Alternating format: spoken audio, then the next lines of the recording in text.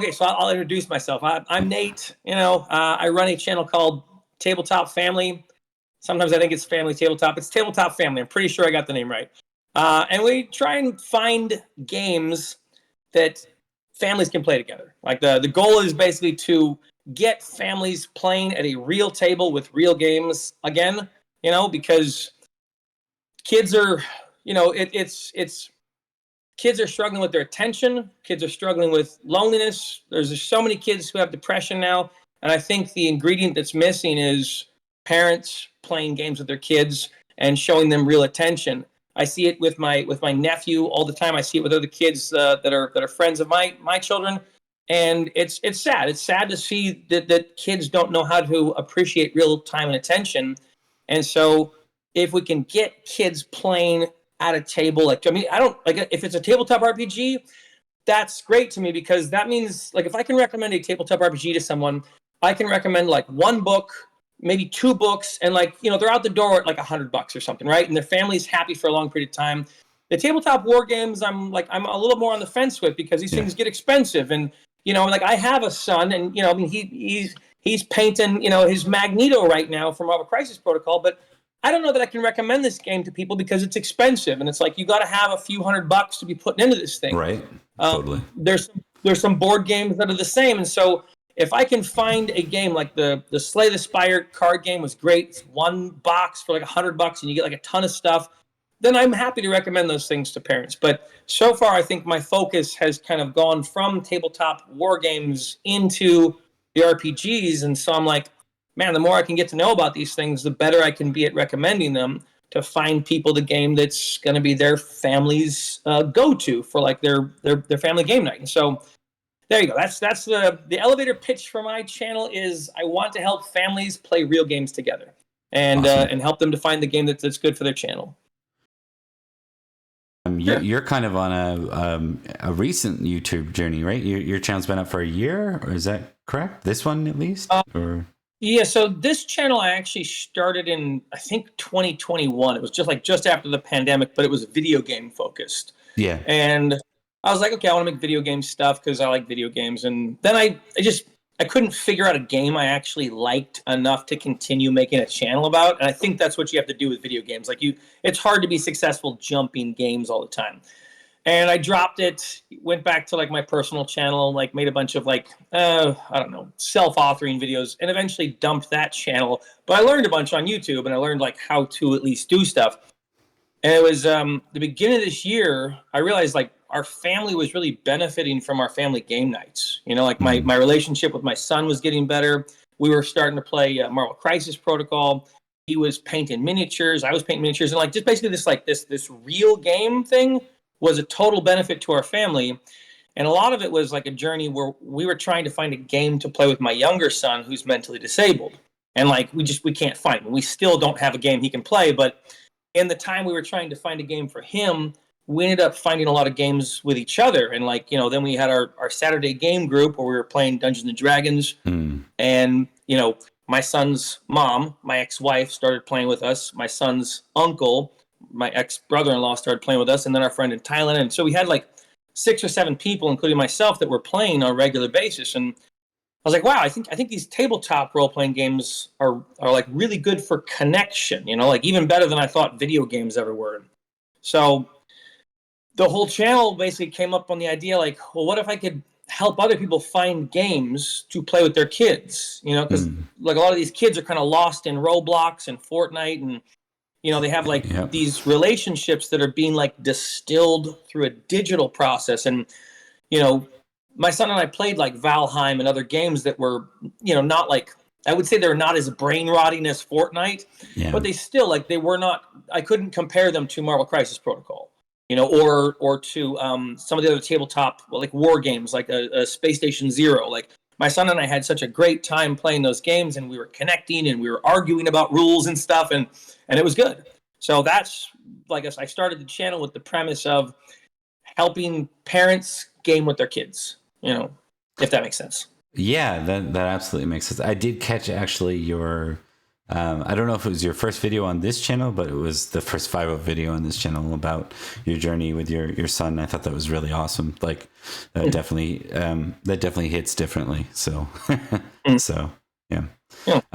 I thought since you are on a journey to explore the TTRPG industry a bit, I have a very different path than most people have taken, even for the generation I grew up in, which is predominantly the 90s. I was like the tween to teen years were the 90s, right?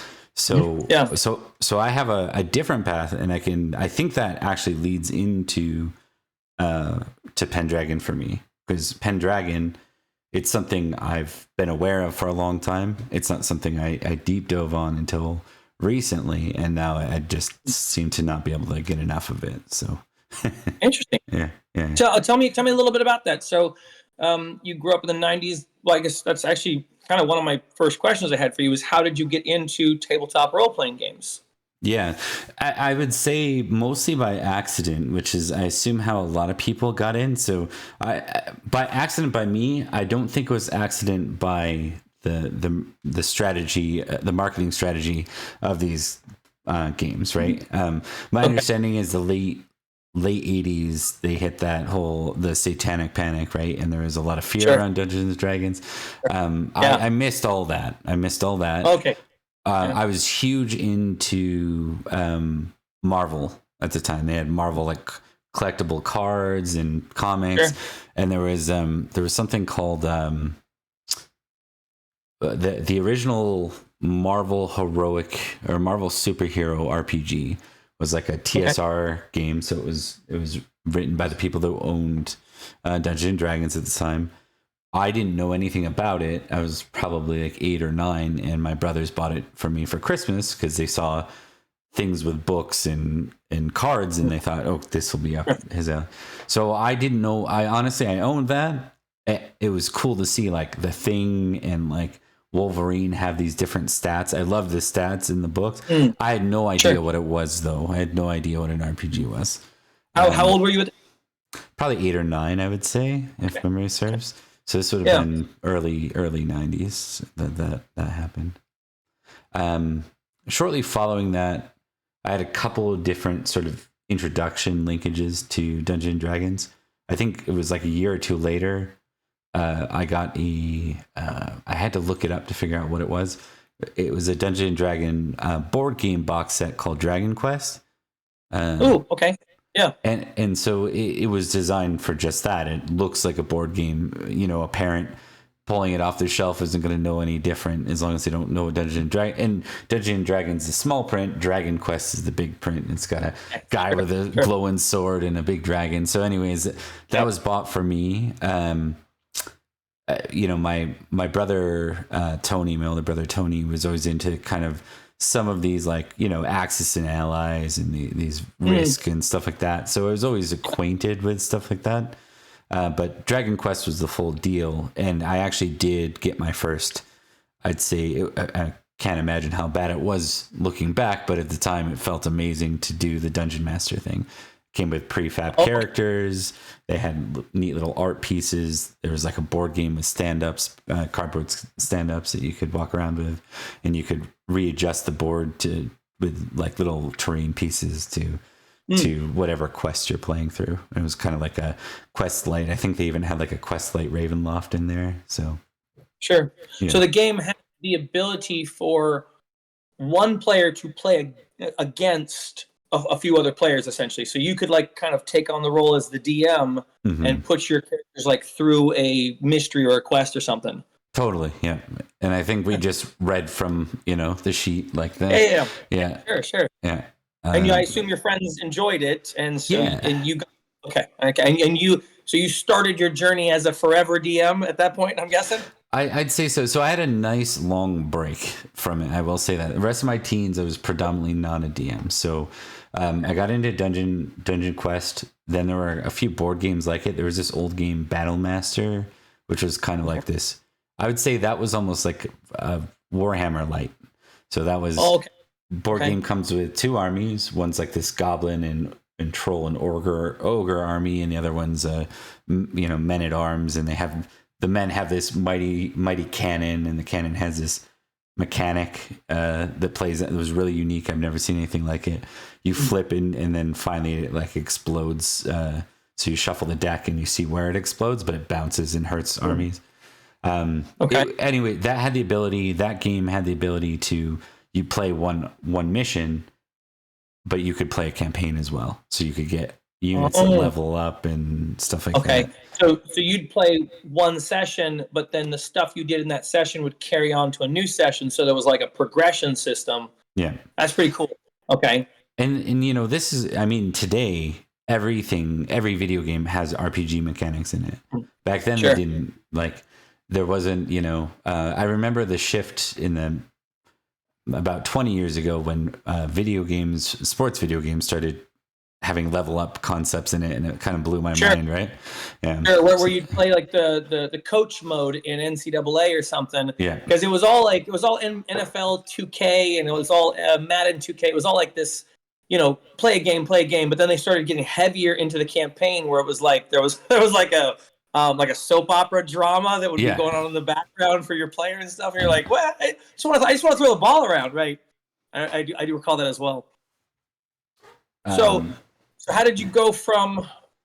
Did you ever play Dungeons and Dragons? Like, did you play the 3rd or 3.5 edition or something like that? I did. I played one session, I think, of Advanced Dungeons and Dragons, hosted by a friend.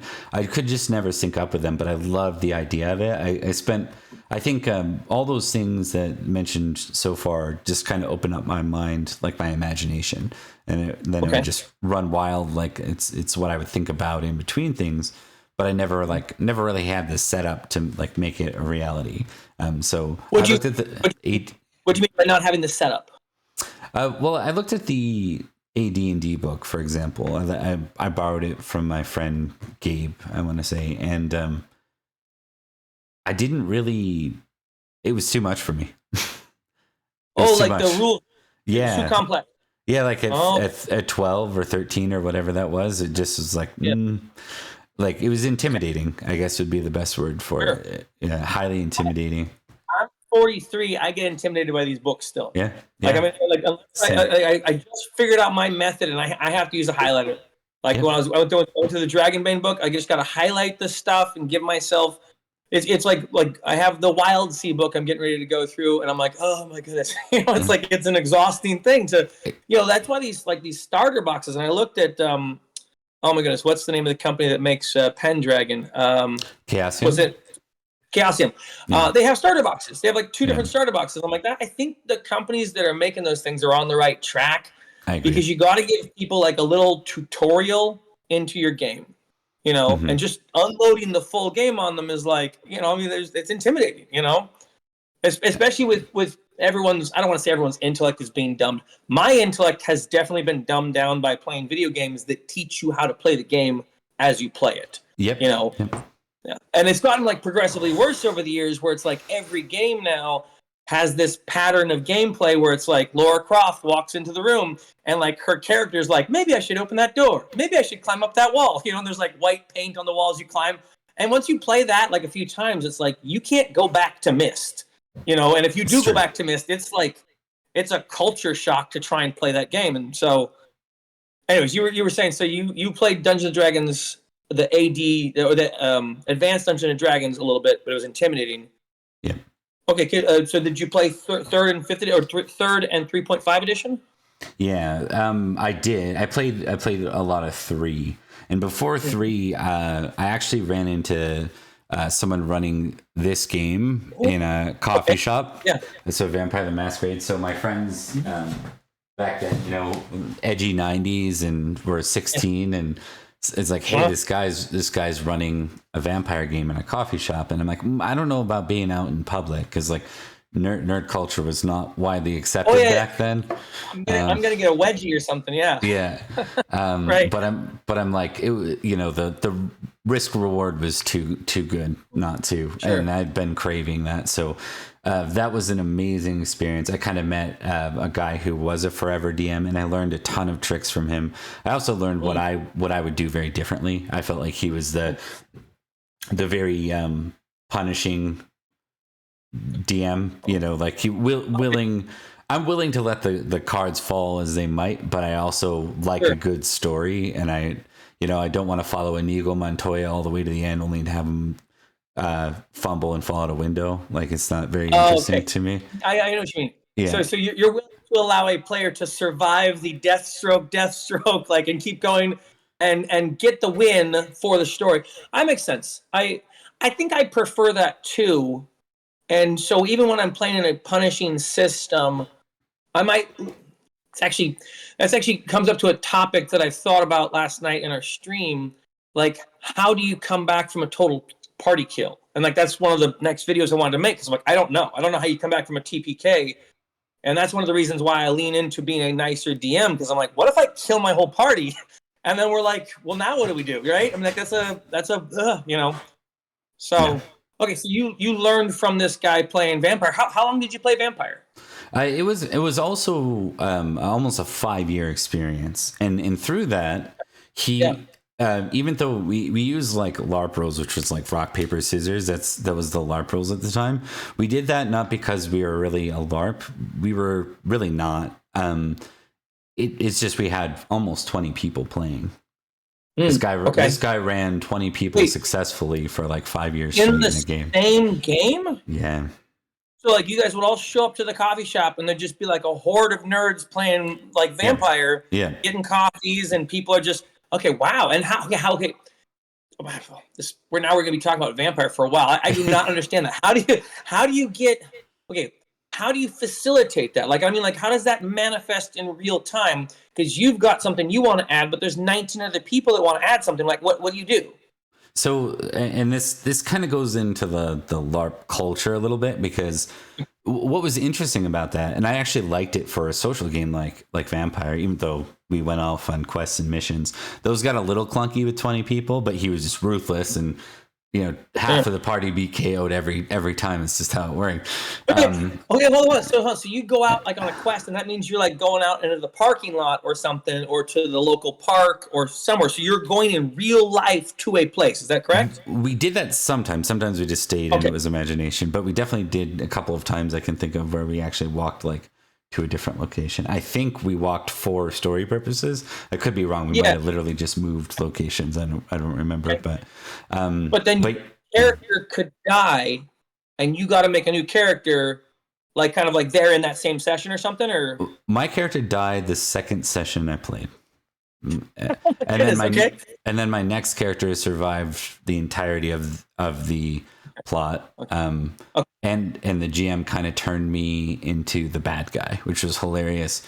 I actually was okay with it. Like, I think I was I was probably like 18, so I was a little bruised at first, but looking back, I thought it was brilliant, because it was supposed to be like the group that's like the clan or the bloodline I represented is supposed to be this almost doesn't fit clan of like nice guys that all the other vampires hate. And then it turns out that I was actually the evil, like, there's a reason why everything, all the like black or all the lambasting they did on this clan's culture turned out to actually be true, and I was like the absolute representative. I thought it was hilarious. It was a good twist. But what to answer your like, how do we manage a 20-person game? That's where LARP helped. So if I wanted to go talk to, let's say, Arthur Thornside, this is one of the character names I remember.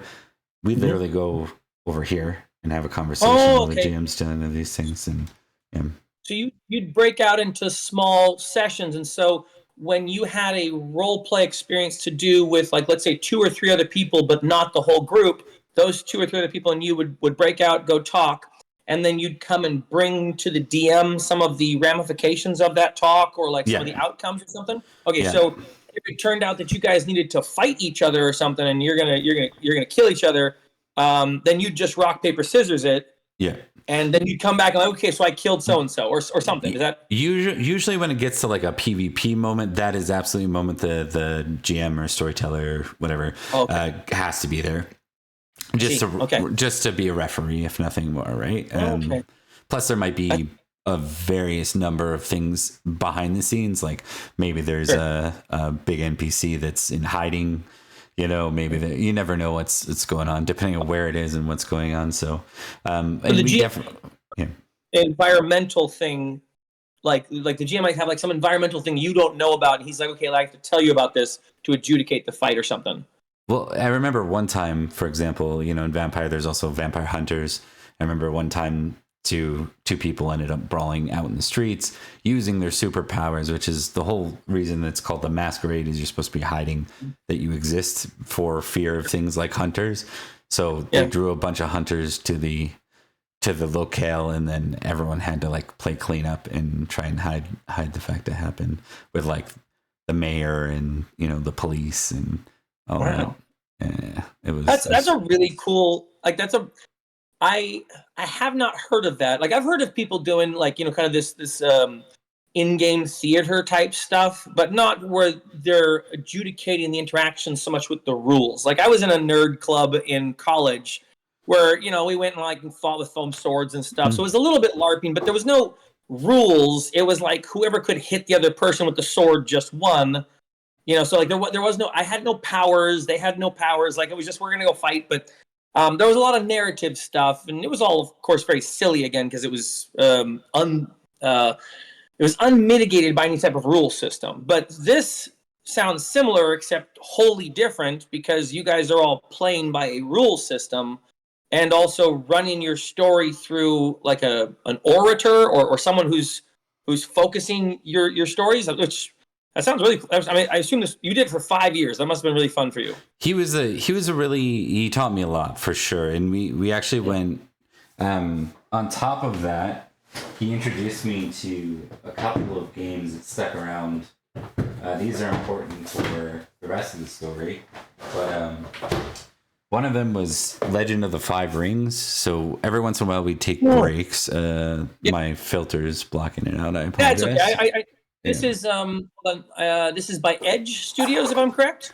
I think they have a D20 version of this now. So a different game system.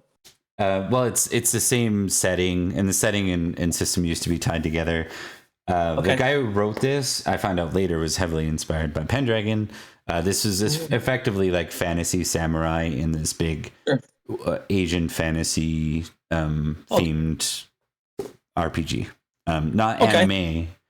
So people are doing like kung fu. Like, is it kind of like Avatar fantasy, or is it more like I don't know, like kung fu fantasy or something like martial arts and things? It's I would say it's closest to like a Kurosawa film, if you ever saw like Seven Samurais, or it's brutal, it's deadly. There's duels, there's honor, there's seppuku, so taking your own life if you shame your lord, and you know, like that whole thing. Like it was a little more like, and then mixed with kind of this plot of like a political intrigue backdrop with you know what it actually reminds me of quite a bit, thinking about it, almost like an Asian take on Westeros, like Game of Thrones. I see. Yeah, okay. There's this realm called the Shadowlands, and there's all these terrible, corrupt things that are there, dead things in a lot of cases. Yeah. And there's like one of the clans holds the wall that keeps them back. This is in the 90s too, so I'm not sure if this guy was even aware. You know, John Wick ended up being one of my favorite authors. That was one game. The other one I was introduced to from him was the Call of Cthulhu box set. Yeah. So Call of Cthulhu. That one. Yeah. I'm trying to remember. I just looked up Call of Cthulhu yesterday. That one is not Chaosium. Is that Chaosium? Yeah. Okay, Chaosium. Okay, yeah. And you play that one, or so you were playing. So around the time you were playing Vampire, you were also playing these two games as well, like the. Yeah, he'd take breaks, and he'd kind of like port these in as like little one shots when he got tired of Vampire for that 5 years. He'd give us like a couple weeks where we're playing this as like a big group, and then. So same thing though. He's basically playing Call of Cthulhu, but there's 20 people playing Call of Cthulhu. Yeah, I don't know how he did it, but he did a pretty good job with it. So yeah. Really? Yeah. Is this a guy you still play with? Like, is he on your channel sometimes and he's playing with you, or? No, I haven't talked to him in quite a few years. He's back in my hometown, and he was quite a bit older. He was quite a bit older back then, so I'm sure he's still kicking around.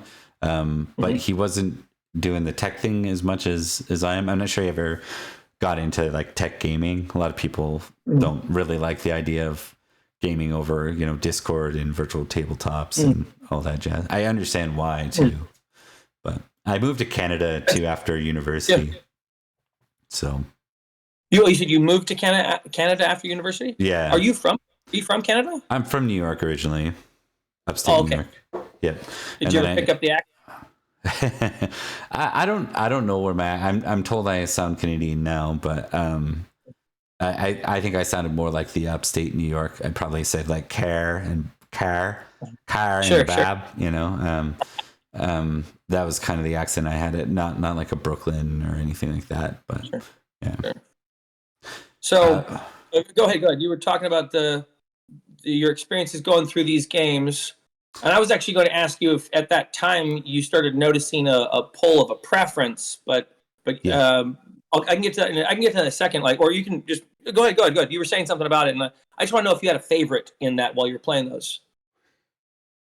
I loved Legend of the Five Rings. There was a card game too, a collectible card, CCG, a collectible card game that was just for me. That got me right into the setting. Fell in love with that. Was kind of my new big pull, and then the way the author of the RPG wrote the book and wrote a lot of the mechanics at the time, they just like blew my mind. So you could tell that they were written. I've heard you talk about this a little bit. I think it's a system and a setting. You could divide the two technically, but you can tell they're written with the purpose of interacting with each other. So sure. Yeah, the mechanics were about honor and duels and shame and drawing on nothingness or the void to do extraordinary things. It was like your edge mechanic was drawing on one of the five rings, which is the void, to do extraordinary things. I think I find the systems. Yeah, I guess there's like a maybe it's a dichotomy or a paradigm or something. I find there seems to be systems where like, hey, it's a universal system. You can play it with space cowboys. You can play it with sci-fi, samurais. You can play it with however you want, Marvel superheroes. And then there's like another version where it's like, and there's not as many of these, but they do exist. I just haven't seen them that often. Someone mentioned a mechanic in Vampire the Masquerade in like a comment on one of my videos. And they were talking about how, look, if you feed on someone, there's a chance that you go into like psycho mode, and then you like start hunting humans, and then and I'm like, oh, okay. When they describe that mechanic, I'm like, that would be hard to import into another game system, but you could do it. Like if you tried hard, you could go. You guys are survivors in the wasteland apocalypse, and you're trying to go into these tombs, but you get radiation poisoning, and then it makes you go back to the town and kill people. I'm like, okay, that's similar, but there's a flavor to that mechanic that's pretty exclusive to it. When you mentioned the Pendragon system, there were about 3 things in the little blurbs that you sent me that I went, ooh, that's okay. I've not seen that, and I don't know how you could put that into a system. Like, okay, I guess you could make it so you guys are Jedi, but it's still not quite the same, but you know what I mean? Like, and oftentimes it's like, well, you're just going to roll a dice to mitigate something, or you're going to roll a dice to hit something. And those things obviously can just flip and flop. But when you get into like those setting story mechanics, I think that's where you find really unique game systems. At least from my novice perspective.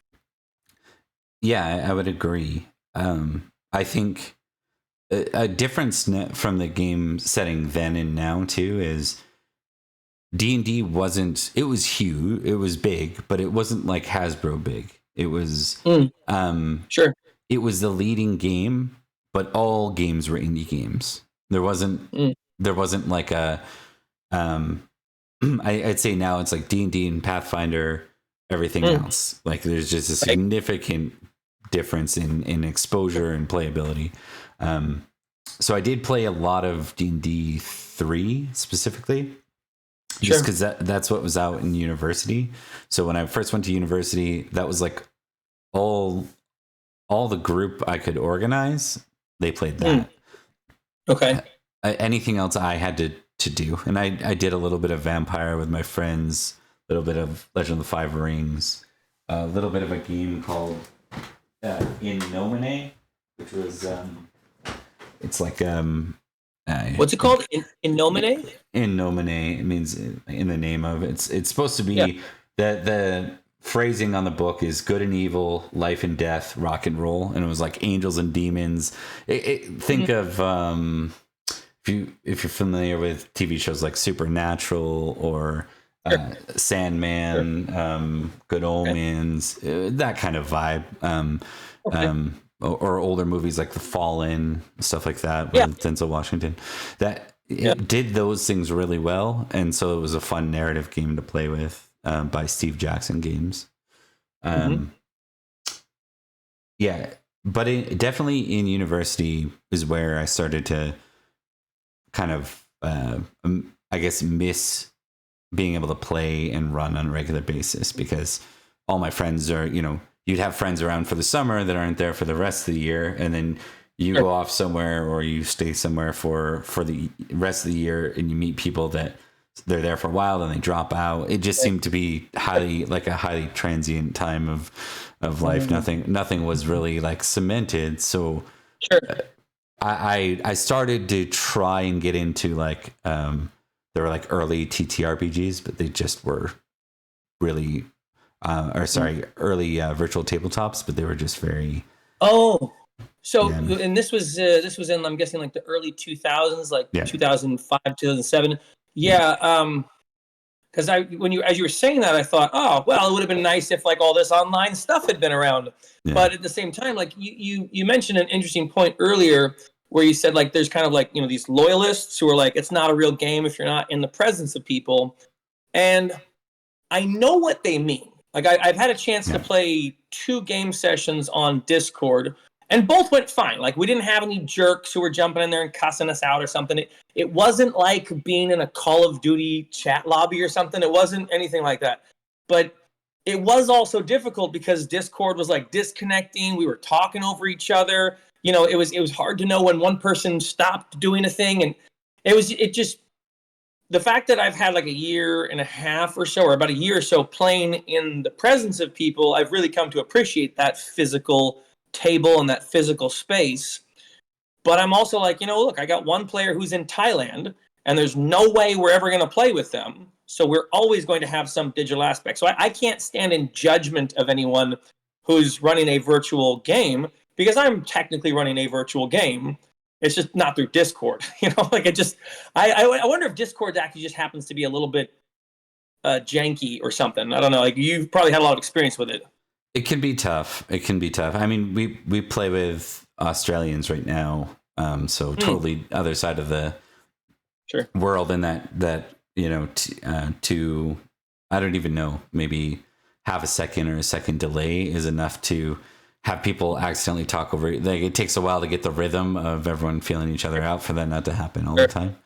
So, which I imagine could be, and okay, that was actually a point I mentioned. So the guy who ran, it was Pirate Borg that we were playing, and the guy who was running it, I had this thought. I'm like, okay, I really look forward to DMing on our Saturday night games. And the moment like the first person comes in the door and they set their stuff down and they start getting their snacks or whatever, I'm like, okay, I'm getting amped up, right? Like, okay, cool. I got some stuff prepared. They might just subvert all my expectations, but that physical thing plays into it. I was talking with this guy who's running the Pirate Board, and I'm like, I don't think I could get as amped up for an online game. Like there is a part of the, it's like almost like a little Pavlov bell going off for me when that front door goes and my dogs start barking, and I'm like, okay, where if I was just going, let me try and prepare this stuff for my Discord game, it'd be like the difference between going to a party as an introvert or an extrovert. Like I'd be burning energy in a different way. Does that make sense? Totally. Yep. Absolutely. Do you experience that as well? Like when you're going to DM for people, it's like, okay, this is going to take energy from me and it's going to be hard to keep up. Like, talk to me about that. So I'd say, especially like the early part of things, I was so desperate to role play that a lot of I try these. At the time, the medium was text RP online because voice communication sucked on the internet, right? And so, some people still cling to that as a medium, I think, because you can get more detailed and totally understand that. Nothing against it. For me, though, there was nothing that, like, I became the most inconsistent version of a DM. I'd start projects, get into them, get bored of them, move on, try to change the system out. And those short-term experiences were fun, but there was something missing in that never worked. With the online piece, I think even if there was voice, especially with strangers and stuff, if they're not friends, it's a little less fun, I guess. It's I get a lot from holding the dice in my hand, especially if it's, again, friends, like you're laughing with, good jokes in between, and those brilliant moments where you're all in person and something big happens and you can all just like stand up at the table or whatever. Those are exciting moments, and that's not something. It's a little. I'm not going to say it doesn't happen with the online stuff. I'd say that technology has gotten closer than ever to being able to represent a similar experience. If you're somewhere stuck by yourself and you're like, man, I want to get into role playing and I have nowhere to, no one to do it with, it's really, really getting close to a next second best. I think you can experience 90% of that experience. You'll just miss the smells and like the communal vibe you get from everyone around one table. I noticed on your live streams, and I wanted to talk about that because there was a couple things I noticed, but I think I actually have to ask you a little bit about Pendragon. Yeah. But so I noticed on your live streams, I think all the players are on video. Like I didn't see any where no one was on video, and but I've also seen I've seen other people who have live streams where they don't have all their players on video, and so is that something you choose to do? Like where you, hey, we all want to be on live. We all want to be on video so we can interact with each other a little better or something. Is that like a personal thing you push for? Yeah. I would say so. Definitely. My first stream ran for almost a year, one 26 episode campaign. And one of the guys felt really uncomfortable with video and asked if he could just do audio. And at the time I didn't know better, but I'm really sad in a lot of, we had to figure out a whole bunch of technical difficulties. So it works out in the end, but I'm so sad not to have, the moment he starts turning on his camera in the somewhere in the teens and 20s of that. And it just gets so much better to watch when his face is there. But also as a GM, I'm a people person. I like seeing physical cues. I like seeing if someone's bored. I can tell if they're not paying attention rather than disconnected. It's I can tell when I'm like, oh, this person is looking down a lot. They're not looking up. Maybe they didn't like those series of failures that the dice rolls just gave them. Maybe I need to lean into. Sometimes I find if the dice fail them, you lean into describing it in a creative and narrative way, and then they start. It feels a lot better to hear that you slipped on mud and you twisted your ankle and that's why you didn't hit with your sword, or your sword gleamed off the shield, than just going you miss, because you just picture guys with fun noodles at that point, right? It's that makes sense. And I know what you mean by the watching the thing. We have on occasion my son's uncle can't make it to our games, and so we'll have it on Zoom, and so our friend in Thailand is there, and then my son's uncle is on Zoom. But usually I turn the iPad so it's facing my players, so I can't see them. And there are times where I'm like, hey, you there? And it's like, and then they come back, or they have to unmute or whatever. And in my mind, I'm really distracted by it. Like it's just one of those things where like and it'll at times be so distracting that that I lose track of the next thing I wanted to do or I wanted to remind them about or something.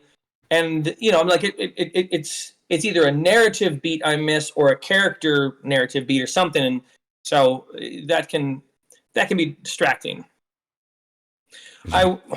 So tell me a little bit about Pendragon. We're having this conversation about Pendragon. We went all around the place and different things. But I apologize.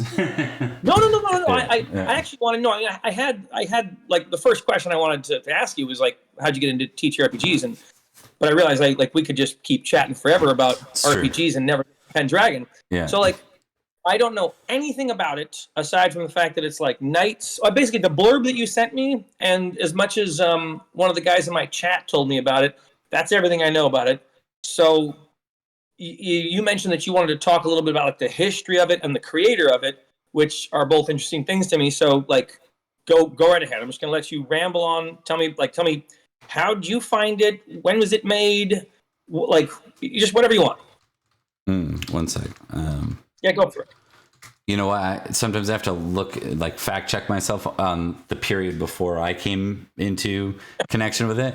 But it's actually an old game. It was actually around in 1985. And really?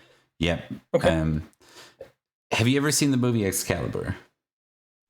I know of the movie Excalibur. Okay. I don't think I've actually ever watched it. You probably won't hold up. Probably won't hold up now. At the time, it was amazing. Yeah. It has like a really young Liam Neeson in it, as Gawain. Patrick Stewart that looks slightly younger than his Star Trek days. Than Star Trek Enterprise, yeah. Star Trek Enterprise, yeah. Okay. I would assume, based on that being like a 81 movie, the 1985 game was at least riding off the coattails of that. Sure. I didn't come into exposure of that. I know it's Chaosium. I know Chaosium did Call of Cthulhu, RuneQuest, and Pendragon, where they're kind of big three. Pendragon's definitely the distant third of those three.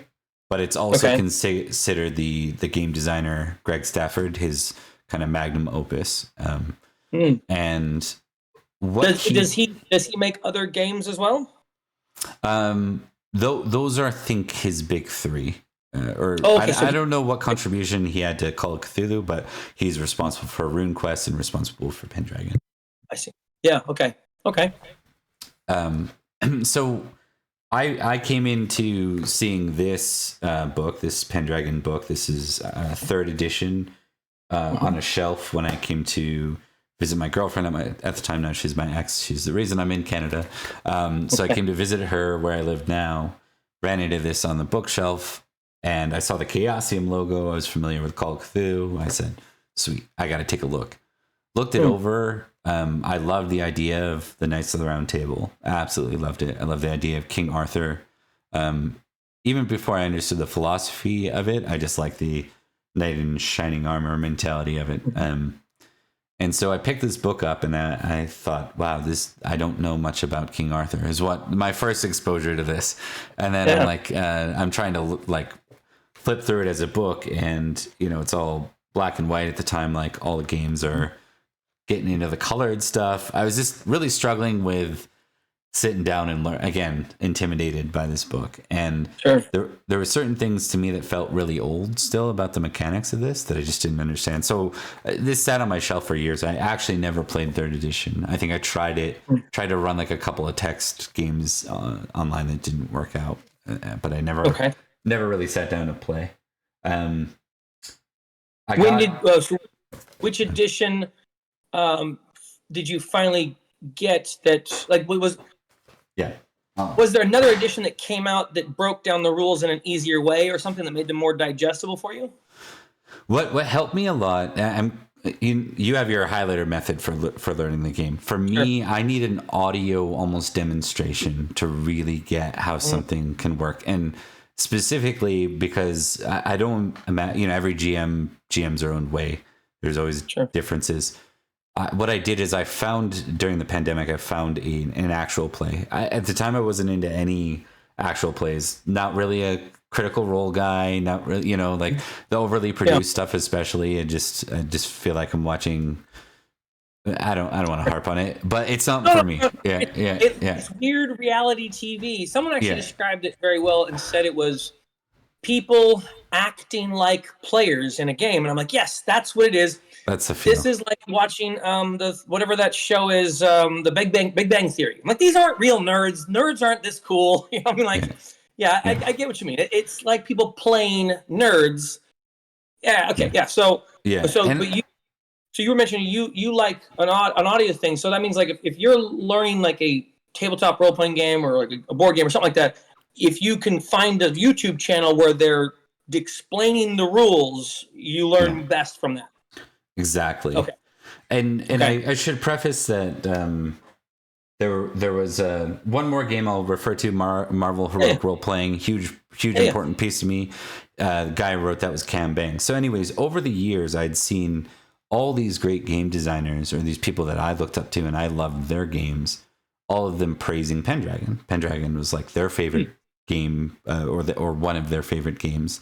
And I'm like, man, I don't get it. Like I looked at the book, the trait system looked fantastic, but it still seemed not that interesting to me, or at least I couldn't figure. I wanted to be knights that just like kind of were like almost like a power fantasy knight, like riding in and, you know, doing all these super epic things. I didn't understand how that would play out in a system where you could fall off your horse and hurt yourself, you know, like because there's a portion of Pendragon that is, you know, your epic knight fantasy, and there's the other portion that is the gritty Song of Ice and Fire or Crusader Kings reality where people get sick and people age. Aging is a very important thing. But I came across this guy, Eric Vulgaris's stream, and it was just him and two friends sitting down to play Pendragon once a week. And I'd come across the Great Pendragon campaign before, which is like it's a source book, campaign book that has like 80 years of play. So you start from King Uther being king to the death of King Arthur, which is definitely more than at least one lifetime. So there's a generational aspect to the game. So you end up taking on the role of a character and then their legacy or something. 100%. Okay. Yep. And you really take on that house, I think it pushes you to take on that house. So you might have that character get squashed by a giant, and now you're playing his brother who's 35 while you're waiting for his son to come of age to be able to take on the mantle. Okay. But are you always staying within a family line, or can you jump over to a different characters? Like, so let's say you have a character and they don't have any kids, like they die before they have kids. Like, and what happens? You would effectively remake or it depends on the GM, but you could say, oh, here's a cousin you weren't aware of, and he's next heir. You seek the heir of the house, and you find out he's the next heir. He's a distant cousin. Sure. You could do that route. You could also just be like, yeah, let's get you a new house. That house didn't work out for you. It happens. It happens. Sure. Okay. I did love the idea of like a generational play, and especially like a few games are doing it now. I think the One Ring and Adventures of Middle Earth or Lord of the Rings RPG is doing that now, where they have these campaigns that are like, here's a 10-year campaign. Let's progress time. So it's not just this time as a vacuum concept, but actually have things move along a grander scale, and you're adventuring within that grander scale. Okay. And because you're not taking on just one character in each of these instances, you have the potential to see the effects that the character you used to have has had on the world, but then also how 100%. A different character, maybe in a different play style, affects the world too. So you end up having like a more branching campaign, and I guess the world becomes the story a little more than each individual character. Is that accurate? Yeah, they kind of take like the different levels of it. So there's you and your house, and you might have some things that happen there. The next level is your county, so where you owe your fealty to. So in this case, you the default place is Salisbury, or I think it's like modern day Wiltshire, but it's kind of like a country bumpkin portion of the setting at this time. There's no big Roman civitas like London or something. It's the biggest place they have is a place called Sarum, and that's more of a smaller settlement compared to some of those big pieces. So you're kind of part of this, and then there's the bigger overarching kingdom story of King Uther at the time, and then his death leads to a period called anarchy. So there's like this huge portion of a kingless land with Saxon and various invaders coming from all over, all from the north, from the west, from Ireland, from the east, from the Saxons, and they're coming and conquering Britain. And it's sort of like this there's no light at the end of the tunnel story. And I think where that's important for the Arthur story is when Arthur finally comes about, and you get this king that not only seems to be a rightful heir, the son of Uther, but also someone that wants to change the narrative from might makes right. So if I've got the might, I can do what I want, and then that makes it appropriate, to might for right, which is what if we changed the culture? What if we did things that maybe aren't standard, but actually improved the whole populace's well-being by fighting that narrative that is kind of Machiavellian or selfish at the least, right? So that's kind of what the Arthur character and his whole experiment of the Round Table is. So you kind of go from the Uther days, where maybe you're a little bit more like Game of Thrones, things are a little more cloak and dagger and brutal, and you can kind of move to an era of romance and tournaments. And then there's obviously, with the death of Arthur, there's this kind of tragic end to the experiment. There's this idea that the experiments come to an end, and kind of the general theme of Arthuriana in general is things slip back into the Dark Ages as a result of this failed experiment. So it's a beautiful journey because you're taking it over like 80 years. So a minimum of 80 sessions, I would say. Yeah. Session is here. Wow. Okay. You don't have to do that. They've gone at length to separate with 6th edition. They've definitely taken the route of trying to just get people to play smaller, because they realize that's not going to be for everyone. So this is the starter set for 6th, and then this is the Pendragon 6th edition, which has the Green Gawain and the Green Knight on it. So. Yeah. Okay, so you mentioned a couple things I had questions about. Let's see. I'm going to start with the one that stood out the most to me, and it was essentially the core concept. Like the part of it was the game loop, which was also interesting to me because it's not like a game loop I had seen before. I mean, obviously I could make a Dungeons and Dragons campaign play similar to that, but that's maybe forcing a foot into a shoe or something, but okay.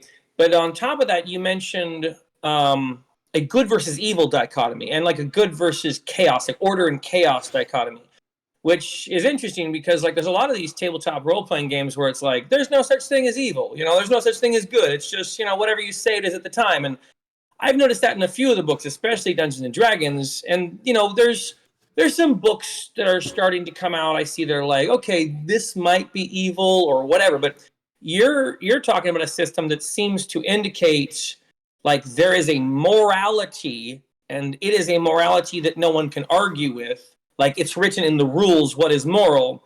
So essentially you have a rule system in a game that has decided this is good, this is evil, and like you can't argue that thing. Am I understanding that correctly? Like the game will say these kind of actions are evil, and if you do those, you're an evil character. Is that about right? I want to be careful with this one because that can also be something that scares people away from this type of game. Some people really like gray, like there. Oh no, I mean I liked the good versus evil dichotomy, and like the what is that? I'm trying to think of all the different characters from Game of Thrones. Like the the Game of Thrones, like everything is gray and no one is Yeah. really good or evil. Like, I mean, that thing is interesting to play. It's good to play like an anti-hero sometime. It's fun. But like all the games are kind of anti-hero games now. Like there's so many games where it's like you're playing and it's like, no, yeah, you can kill these kids because they're not orphans, but you can't kill those because they are orphans or something. It's like, there's to the point where there are character classes that almost don't make sense. Like in Dungeons and Dragons, you have a warlock character that can summon a demon or something. And my thought is like, okay, so that must be an evil character. But the book says, no, everyone can summon demons. And so then I'm like, okay, what's a demon?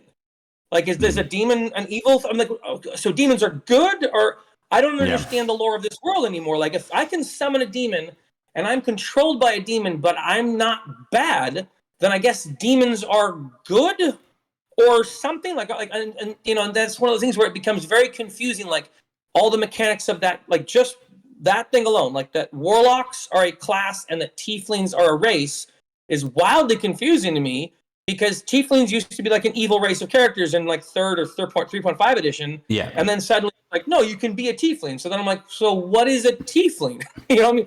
Or what are demons? And so that mechanical thing kind of undoes the lore.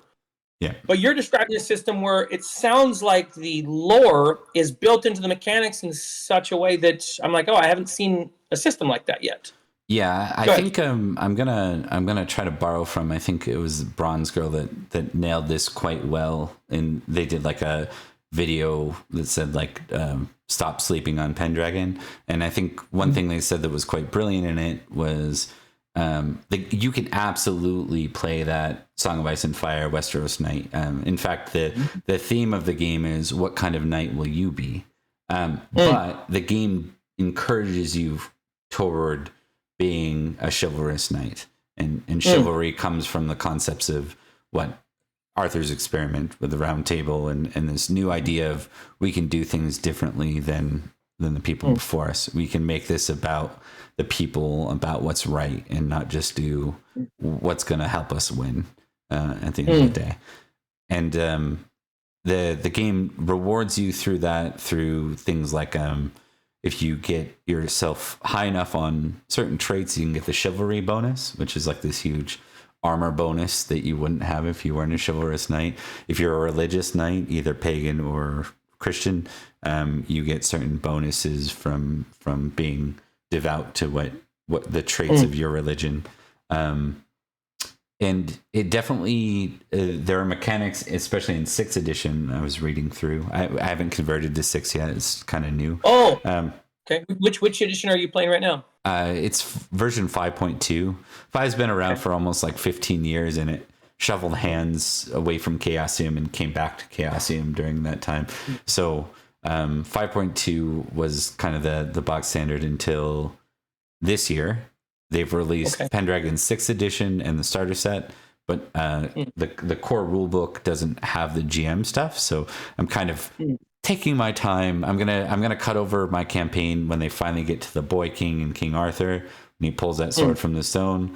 At that point, that'll be when. Yeah. My players were able to experience though retrieving Excalibur for Uther, watching him use it for Might Makes Right, watching him ultimately, his key failure in the setting was lust. He lusted for Igraine, someone else's wife, went to war over it, manufactured a war so he'd do that, and at the end of the day, that's going to lead to the future of things. But it's fun for them to be there. When that boy pulls a sword, they're gonna know what that means. Okay. And okay, so you pointed out that there's in the setting plus the system, there's a good versus evil mechanic. I'm going to call it a mechanic to some degree, but it also sounds like it's a setting idea, because it's not just mechanical, because it sounds like it extends outward into the way role-playing happens, which I find incredibly interesting, that a system of morality, like, okay, did you ever play Mass Effect? Yeah. Okay, right. You have that moment where you're in a conversation with someone and you see like this renegade option to just shoot them in the head or whatever, but it's like, no, sorry, you haven't been playing that kind of character. Your character is too squishy to be a renegade. You can't just shoot him in the head. And you're like, man, okay. that it sounds like you're describing that in like a tabletop RPG form. Am I understanding that correctly? Yeah, you know, the game does on paper too. 6th edition encourages you to actually take the character's knight away from them if they fail in honor too much. So if they fall from grace, they can either lose the concept of being a knight, or they can become an evil knight. And in both cases, you're kind of taking away. There's the option for the GM to do that. It's not my style as much. I'd rather lean into that and see where that story goes. Maybe make them a villain of, like, I think it would be super interesting if one of my players says, I'm for might for right. I don't like this new Arthur thing. And then they become someone that Arthur has to conquest against at the end of the day. And, you know, that could be interesting. Like, sure. Like at some point, Arthur is gathering up the knights of the round to go hunt this. Like I guess would be like an ex knight or a shogun or something, right? Yeah. That's cool. Oh, Ronin is what word I'm thinking of.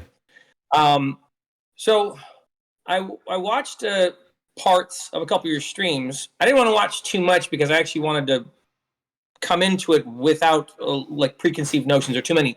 But one of the things I noticed, and I think this might be a preconceived notion, was there was a game where dudes were playing, and then there was like a game where there was 3 girls playing, and that gave me the idea that maybe ladies don't play with guys. No, you know, you can shift any which way you want. The game, I'd say like the basic game, as it were, is about knights. So it really focuses on just the knight's journey. And in recent editions, they're leaning in heavier to, as someone who has a daughter, I want my daughter to be able to play a lady knight if she wants to, a woman knight if she wants to, and not have to, like the other books before kind of almost tried to convince you away from that, I would think. Like, you mean like they would basically say girls can't, no girls allowed or something? Well, they left room. They left room, but now they have like a template for it. They're called dames in the setting now, rather than sir, and they just give you a little bit more to work with in that space. But you could always do the female knight. Like, it's just they were honest about it. If you want to play realistic, they were the equivalent of was very rare in history. So you're leaning into a rarity. In this version, there's that modern adjustment, which I think is nice. But there's still the ability to play all these peripheral concepts, like a lady of the court, like Guinevere, or a Merlin type concept, or a devout Christian priest that has minor miracles that they can perform. Those aren't part of the base game. My understanding is they are developing mechanics for them, so there will be some kind of source book that releases. But there are older editions that had those things, so I just ported them over. So my non-binary female, non-binary and female only group, I wanted something that felt very non-knight focused. So in that, I have a half a lady of the court. You know, her mother's the unseelie queen. She's like, you know, she grew up in mundane. You know, she was a mundane noble, right? And then found out she was something way more. I have an enchantress, so she grew up kind of learning magic. She actually grew up on screen. We started with her as a 14-year-old character. We're very careful about what themes a 14-year-old got into until, you know, later. But now she's like 32 and married and had her first kid in the game. And it's neat that way. Yeah. Okay. And so when you're, when you're playing with the guys that you're playing with, are they interacting with each other through the setting? So like they're each playing like a different knight and they're interacting. And then when you're playing with your non-binary girls group, they're playing as characters interacting with each other as well. Like could you merge them all together and have a 7-person group where they're all doing stuff, or like would that be too much or something? Like, you know, because like I've noticed in some of the tabletop role-playing games, if you have a character go off and do a thing on their own, it's like, oh, okay, we'll get back to you in a minute, like when we finish up what these people are doing. And so you can get someone like left out in the cold for a while. Like, is that a thing, or maybe you can explain that to me? Pendragon handles that pretty well. So they have something called solos that are baked right into the game, because knights go off and go errant, and in this game they can go mad or melancholic and ride off and deal with the consequences of their madness or their melancholy, kind of Lancelot-esque. But the game gives you sort of a high level set of tools to decide what did you encounter when you were off. Maybe you missed a session. Let's figure out in 5 to 10 minutes what you did during that time, so you don't miss out on like, you know, those janky things where one of your D&D party members is gone for a week and you decide to still play, and they just kind of fold in the background and they return. Yeah. This almost makes it better. It's like, no, they were away. They were in this battle. They were in this mass battle. They got lost in the forest, and here's what they encountered when they were in the forest. They had a romance. They found a love, and they went away with the love and returned, and now they have a child. Or, you know, like there's lots you can do. Yeah. Okay, so it doesn't. So if you have players missing, it doesn't dump them. Or it doesn't basically just like have them tag along. You try and figure out what they were doing. And if you were to try and play with all 7 of your players, there would be a way for you to rotate through them. And maybe 3 of them are doing something together and 2 of them are doing something together. So you would have different missions that each one would be interested in, or you'd have like conflicts or something that maybe all of them would be interested in, something like that. Yeah. And in fact, so this is a little ambitious, but I actually have 3 groups of gamers that I run weekly. Oh, I didn't notice that. Okay. So there's a third group. Okay. Yeah, there's a third group, and they're all set in the same world, all in different counties or kingdoms within Britain. Sure. Right now, they're in anarchy and everything's collapsing. Everything's turning into a kind of a civil war and a war with Saxons. And so their world is starting to mush together a bit in interesting ways, where maybe this group's king is interested in this county, the county of these players. So we try to do crossovers. But it actually works quite nice because there's kind of an annual progression. There's Easter is kind of the start of the ground's thawed enough for things to happen. Then there's kind of an adventuring or war phase where it's like summer when things are warm enough. There's a muster and we go to war, or there's adventuring, or your stereotypical adventures in RPGs, quests to be had. Yeah, right. And then there's kind of a Christmas feast at the end that wraps everything up, or Yule, depending on whether your area is pagan or Christian, and that moves into the winter phase, which is where you can do a little bit of this is optional, but you can do things like see how your stables are doing, see how well your land till you can add that element. You do not have to play with the winter phase concept. Winter is just where you level up effectively. It's everywhere you had a check on your skills. So every time you did something good, you get to roll and see if that goes up automatically. And then you can put points into training on top of that. So, yeah. Okay. So it has that sounds a little bit like Dragonbane. Dragonbane has a system where as you're playing through the game, certain skills that you either rolled like a fumble or a critical on, you put a pip next to. And then when the game is done, you check off like maybe 5 different skills you want to try and roll to level up. And it sounds similar, but this sounds like it has more of a settlement aspect of it. Like where you're managing your farm. You mentioned like livestock or something, your animals. So it sounds like there's so when you were talking there, I had the thought like, okay, are there dungeons? Like, do you ever have a session where your players are going to go into a dungeon? And maybe you'd have 2 or 3 sessions in that same dungeon. Because if every session is 1 year, I'm like, okay, does not ever have dungeons. Understand the dungeon. Still there? Yeah, I think we're having tech audio issues here. I think we're 1 sec. Oh, hang on. Disconnect a bit. Can you hear me okay? I hear you okay. It looks like it's coming back. Yeah, it looks like it's going a little wonky here. Let's see if it recovers. Let's give it a sec. I can always cut this out.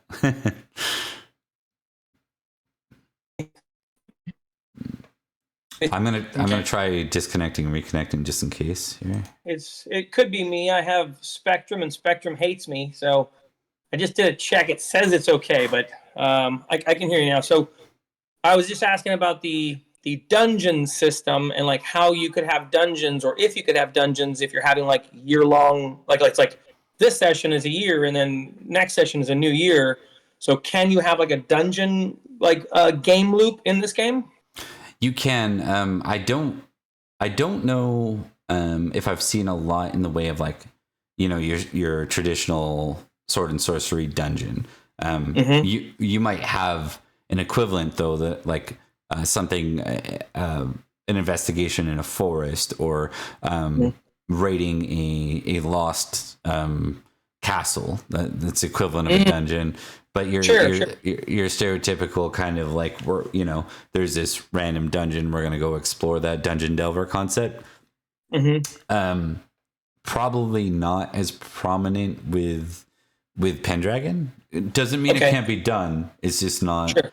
I don't know if it matches the Arthurian. It take as much right to do that, but absolutely equivalents. Wandering through the wasteland, looking for the Fisher King or the Holy Grail is definitely very similar vibes to the idea of a dungeon, but it's a lot more like exploring somewhere mystical or magical on your horse as a knight kind of concept. So, yeah. So you've played a few different systems. You mentioned. Going through, we've got Dungeons and Dragons, Call of Cthulhu, the Vampire, not Vampire the Masquerade, Vampire the Masquerade, and then the couple of board game systems you started with. But I'm sure there's a lot more in there, either that I've already forgotten or that you didn't mention.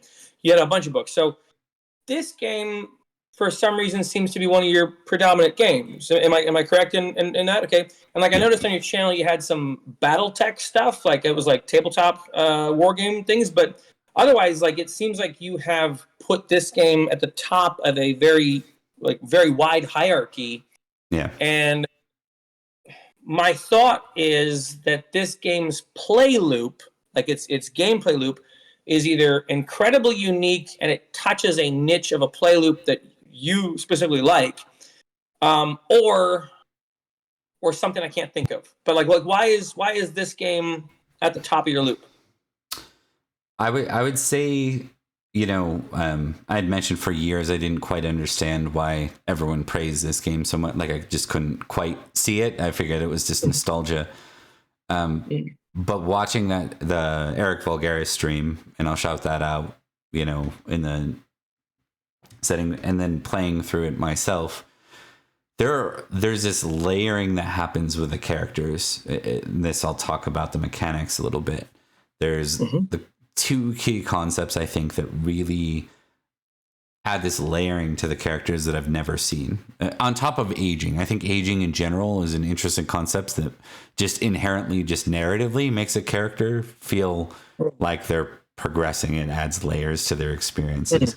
But there's also the concept of the two big mechanics that this game's praised for is traits and passions. And so traits are this virtues and vices concept: chaste and lustful, vengeful and forgiving, merciful and cruel, valorous and cowardly, prudent and reckless. What it does is it really makes every character feel different.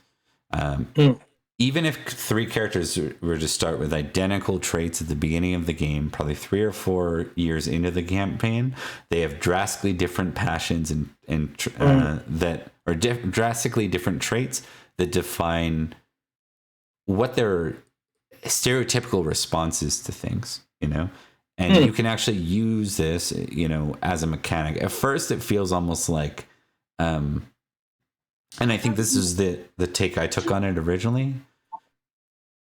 Hang on, my Siri heard something that you said, and she started trying to talk. Let me tell her to be quiet. Hey, Siri, cancel. I wondered about that. Sorry about that. Yeah, different ways that you can play with the traits. You'll come up with a totally different character than someone else you start with, And since I don't understand exactly how that mechanic works, I'm having a hard time conceptualizing it. But it sounds like you have a character who's playing a little bit more lustfully than a character who's playing chastely, and they both come to the same fork in the road like choice. Is there a system of mechanics that determines that they can or cannot interact in a certain way or something, or they have a higher propensity to? Like, go ahead, both those, yeah. And that's where it's really fun. I think if you were to tell me this 10 years ago, I'd be like, oh, that takes away my own autonomy as a player. So I would be resistant to that.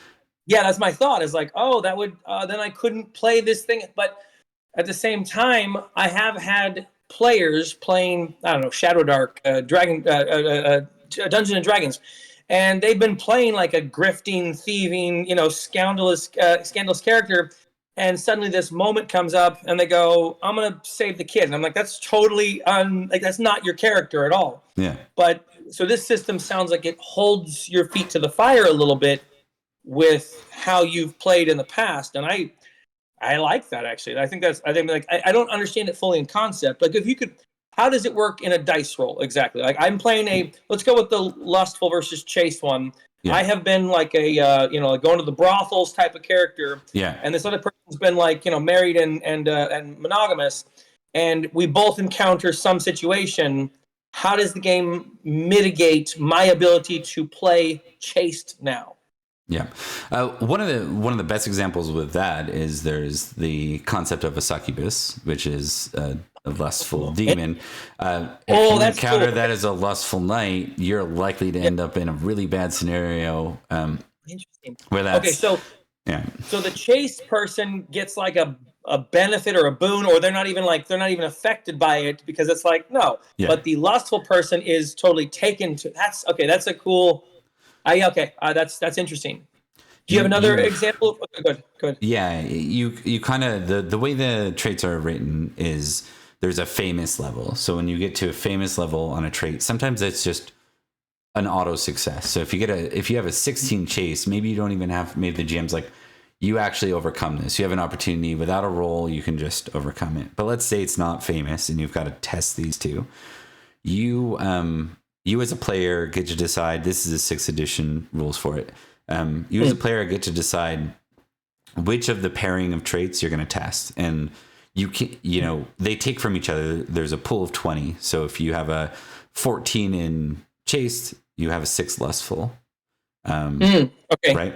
Oh, so it's out of 20. I get it. So it's like a balancing bar that goes back and forth. Oh, okay. I get it. And so if one of them is going up, the other one's always going down. Yep. on that bar. Okay, and then okay, let's say you have one interaction. How much weight can the choice in that one interaction bear on that bar? Like, can it move at 1 point or 2 points or more? Typically, your typical non-critical thing would just be a tick, and then you got to test against it. Maybe it's nothing, but if it's a significant story point, they actually encourage you, go ahead, get them to roll a d4 and add that many points to it. Get them to maybe you want to define how significant that is because it's literally world changing for that character. They've gone from this chase knight to to giving in to what they've been trying to fight all along, and so it's this big character shift. I see. But in general, you test whichever trait you want. And then if it fails, you test the other one. So if I'm testing chaste in this case because I'm not famous in it. Oh no, I failed chaste. Now I have to test lustful. Oh no, I crit lustful. That looks like this succubus thing's happening now. Yeah. Okay. Yeah. Okay. So that sounds like it has the potential to make for. That's interesting. Okay, so that reminds me somewhat of some of the systems that have random character generation, where you get a player to play outside of their like comfort zone. Because you can play in Dungeons and Dragons and just have a character recreate a bard 100 times, and they're just always playing a bard. And the game system is never going to make them not play a bard, and there's really nothing that the GM can do in that system to go, no, you have to not play a bard, right?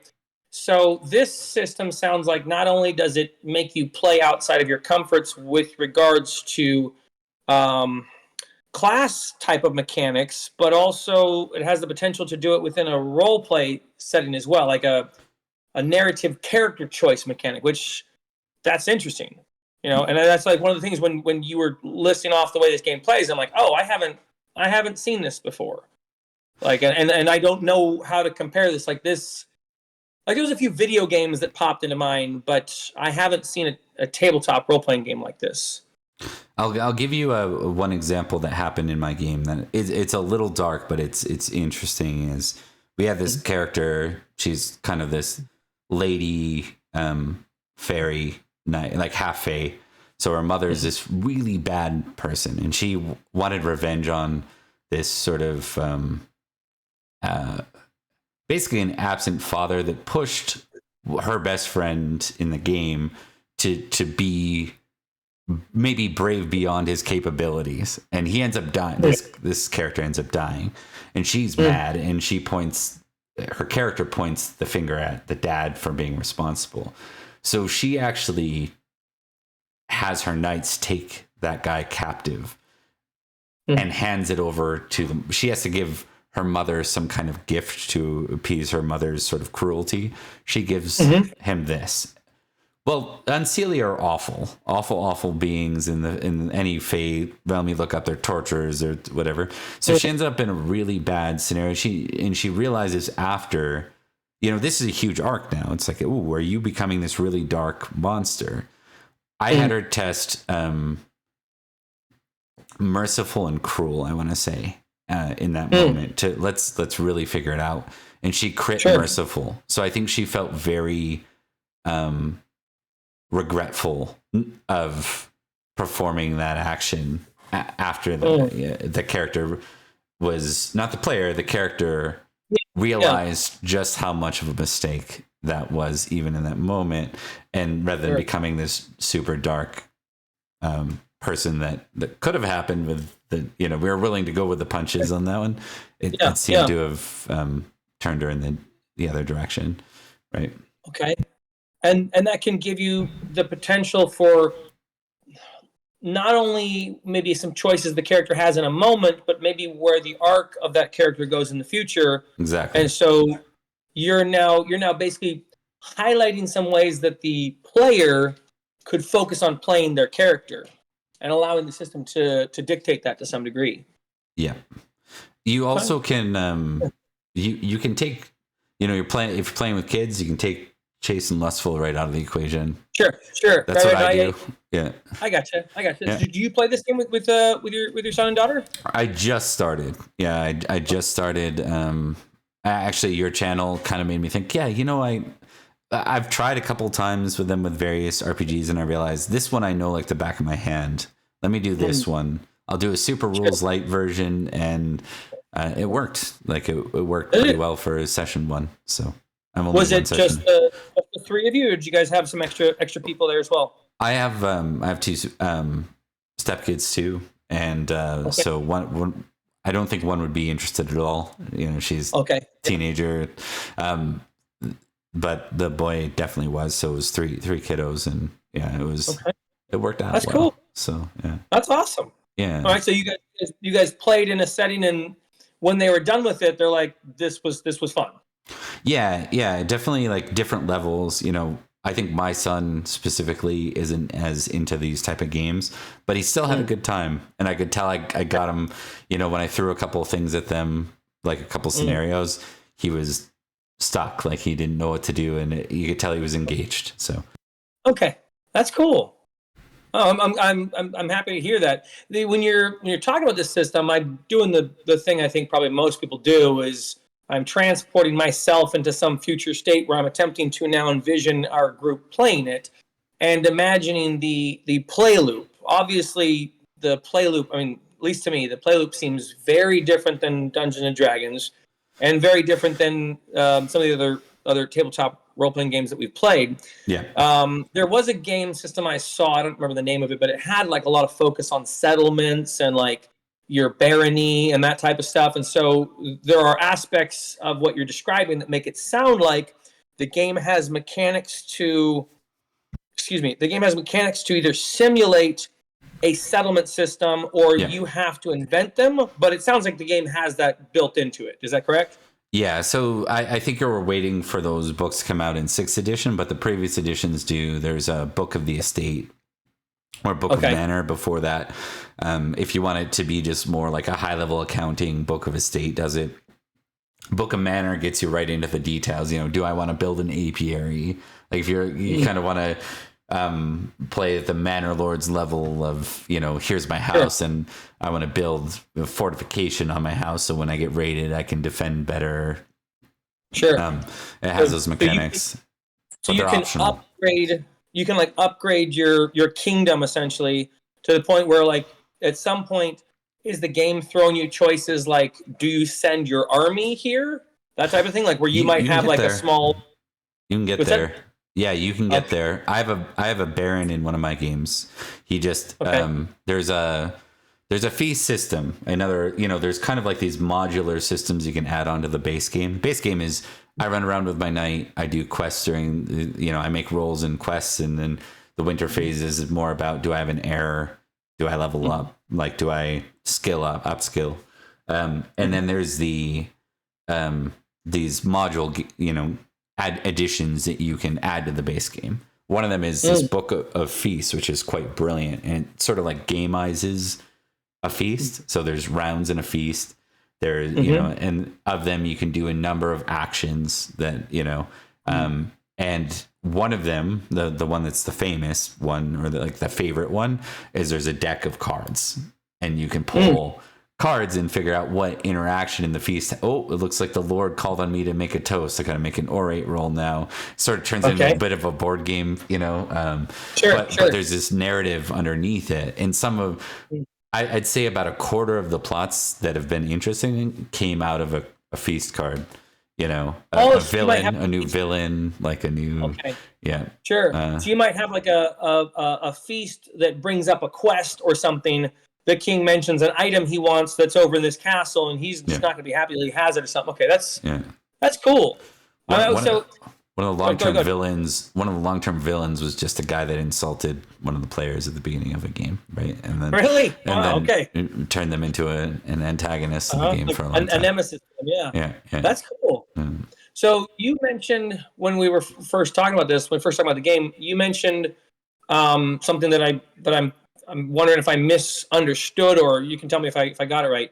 But you had it seemed like you were saying, "Hey, let's you and me start a game." Yeah. And we play once a week. Okay, so I didn't misunderstand this. Okay, we'd play like not once a week. We'd play like once a month or something. And we'd start. I'd be like a knight with a squire or whatever, and there'd be some sort of story that plays out. And we'd do this once a month for a little while, like a few months or something, to basically get a feel for the game. Yeah. Was I understanding that correct? Yeah, exactly. Yeah, that's what I was thinking. Okay. Like if you like to learn from experience. I've been doing the Pendragon thing for a while. I feel pretty confident with the system, and I feel like I can showcase some of its better points. Yeah, absolutely. I do. That's actually one of the things I've been trying to reach out to the community of people who watch the videos. Like, for example, there's a dude named Gary, and he's helping me to learn the Savage World system. The guy who was running the Pirate Board, Pirate Board was basically like D&D, but with pirates. It was pretty simple. Wasn't like too strong a departure, but yeah, anywhere I can find someone that can help me and mitigate this stuff.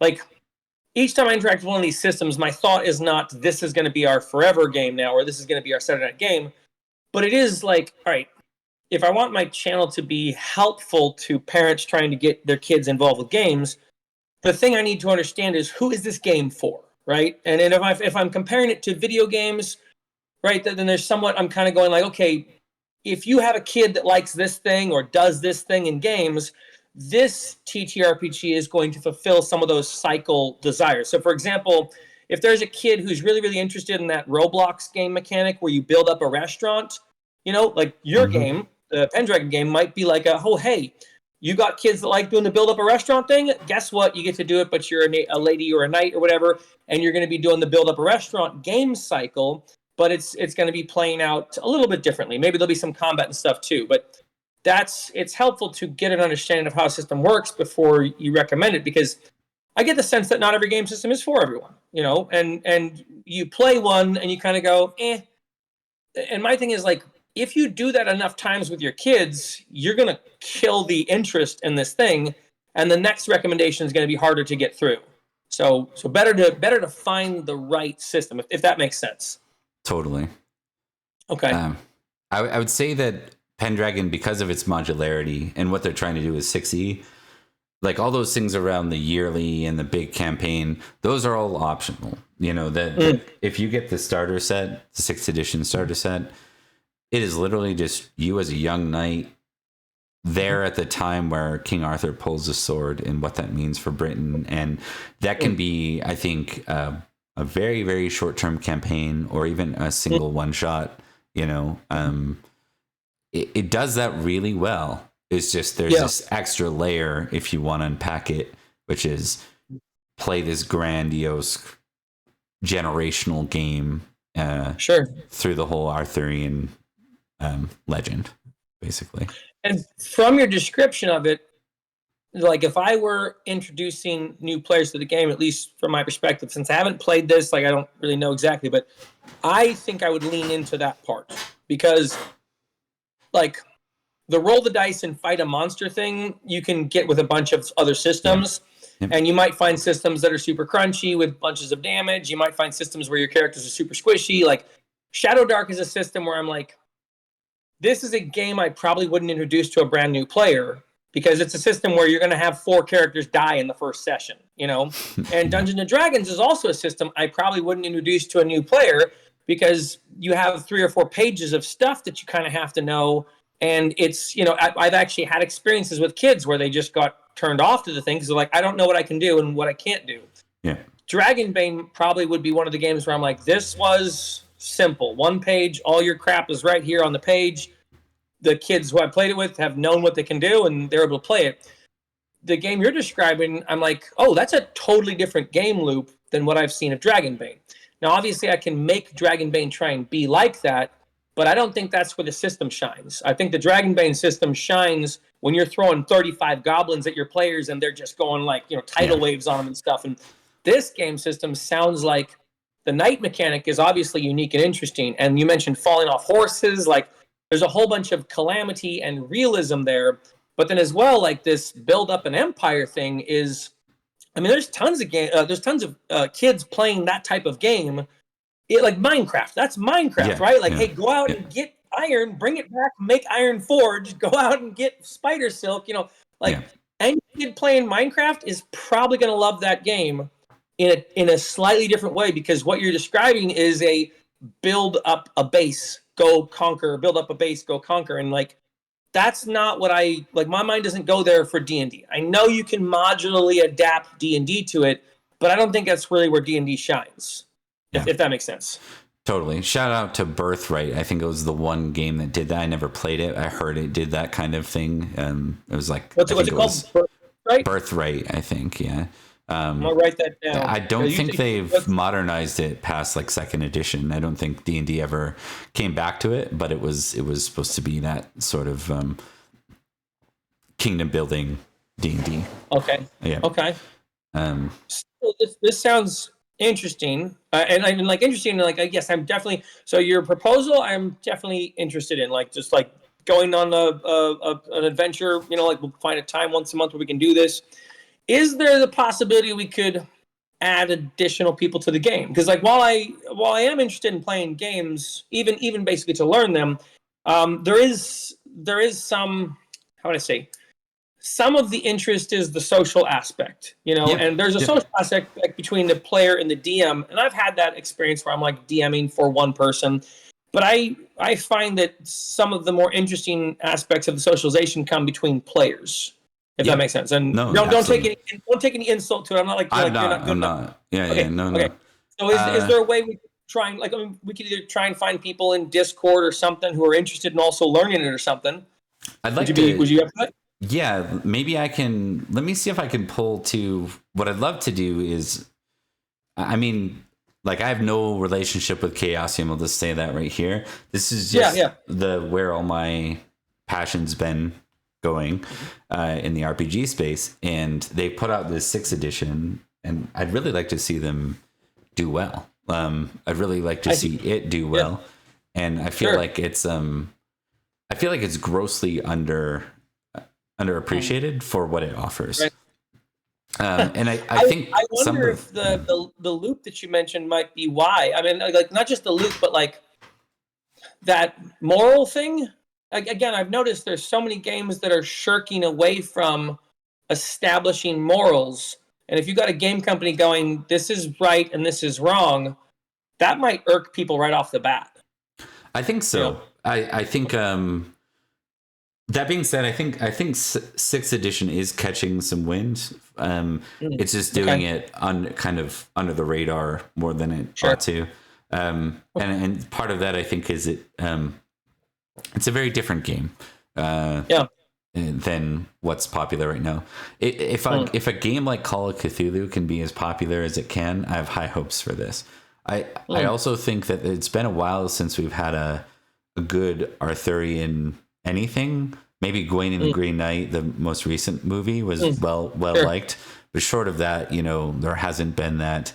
Most of the King Arthur movies and series, I'm not saying you can like them, community, if anyone's mad, but they've been flops, or they're like made for TV movies.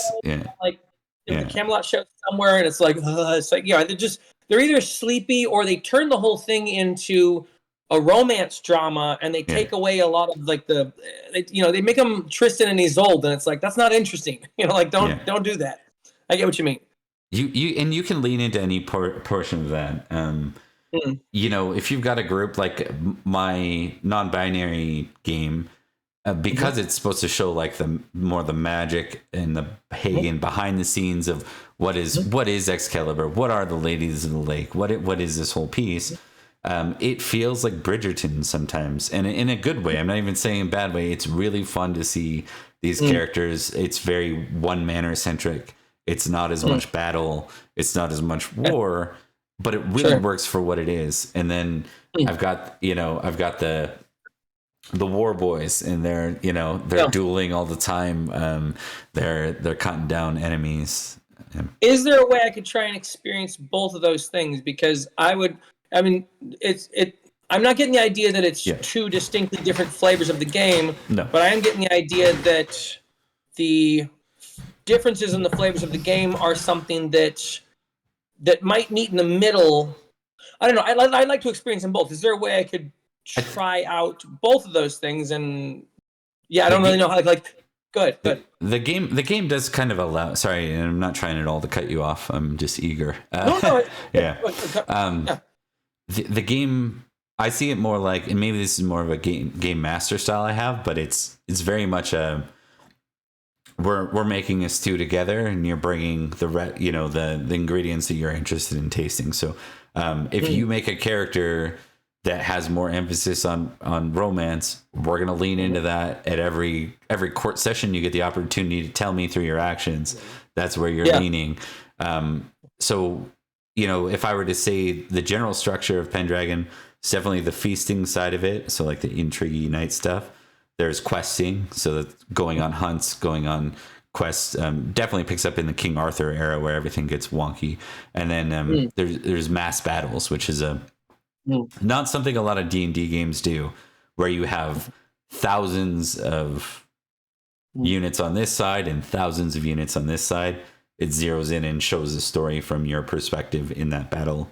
So maybe the battles, maybe the GM's decided who's going to win that, but we're not focusing on that. We're focusing on you versus that Saxon with the big axe is going to try and kill you, and this or take you ransom, or take you hostage and hold you ransom. Sure. So that's very interesting, the thing you just described, because the Dungeons and Dragons loop goes, hey, if there's 100 enemies here on the battlefield, these players are going to have to deal with them. And I think what you've described is actually very interesting, focusing down on just this character and another character in that fight, brings it to like a personal scale and takes it out of like that samurai warriors or like those fighting games where you're just like kill 1,000 people, right? It's like they're very arcadey fun, but there is a dislocation of character in that experience. Yeah. So that's interesting. I remember the initially before we started this conversation, you said you needed to be getting going in what seemed like an hour and a half, and I'm sure we've gone over that. I don't want to keep you from work, but maybe we can finish up the discussion and get an idea for when and how we'd start playing, and then I'd let you get going to your work. Sounds good. Unless there's anything else you wanted to cover or whatever. I think there's one more mechanic I'd say that's so pivotal to the game that not bringing it up would do Pendragon injustice for anyone that sought through my long-winded tangents from here. I mentioned traits. Passions is the other huge one. So passions are the thing that defines a dramatic night in Arthuriana. This is where I'd say reality starts to go more towards the melodrama, more towards the Arthurian experience. And it's something, I sent you a few images, and maybe I'll just bring them up real quick when I edit the video here. The way, we talked about how a system can be combined to the setting and really attached to it. Passions to me are one of those things, and you can see it right in Chaos and released some pictures of Greg's research when he made this game. Greg Stafford, the late great Greg Stafford. He actually went through Arthurian books, and there's a little note: Lancelot fumbles energetic, and you know what I mean? Like he's looking at, he's designing the system and almost proof testing the system against the Arthurian lore that he's drawing from. Passions are this concept of what are the priorities of your character. Is it love, family? Is it loyalty to your lord? Is it amour for this beautiful lady that you just met? Is it your hate for the Saxons that have taken over your land? These are meant to be things that tell you generally what's more important in your life, but you can also draw on them as a player. You can you can impassion yourself for a scene, and when you impassion yourself, what you're doing is you're taking a risk. I'll get to the risk reward factor of it. But if, let's assume success, impassion goes off, you now have this big mechanical benefit of +5 on a d20 for your level to basically everything you're doing while you're impassioned. So maybe you're fighting for your love right now. Now that is something that is now driving your character forward, and you become sort of beyond the normal human means while you're impassioned in this space. It's tied very closely to the fail condition. When you have a famous passion, if you fail that, you become melancholic after. So it's like you drew on that passion, you drew on your love for that fight, or you tried to, and rather than becoming impassioned, you're miserable that you're here in this war rather than back with your love at home. The worst case scenario in that is if you have a famous passion, you can fumble it and then you go mad. Madness is something where almost like your character gets removed from the scenario. Maybe they're in the middle of battle and they're like, this is futile. Why am I even here? And you ride off into the forest, and then we figure out where you are for the next week of the game. That sounds like it takes you away from the session. It doesn't necessarily. One, you usually have a secondary player night in the setting because at any point you can get killed. Two, a week doesn't mean what it does in D&D. A week might be the rest of this battle and the aftermath of this battle. So it might be you miss out on 1 or 2 scenes with this character, and then they're back in play again, right? And well, that's gone. You're playing their brother. That often happens. Yeah. Sure. So it's let me see if I understand it right. So, let's say my character has a personal vendetta against a specific Saxon because he raided my village and killed my son or something, whatever. Okay. And so I see him on the field of battle, and I can go, I declare I am impassioned in this fight, or something like that, correct? Is it me as a player who decides, okay, since this is a narrative moment that focuses on my nemesis, and that's kind of my character's passion, I declare my impassionment in this fight, so I'm going to get a benefit to all my dice rolls going against him. And this can go one of two ways, where I'm super successful and there's like a narrative outcome of my being super successful, or I totally fumble, and because I was impassioned, now there's a super negative effect that comes on me.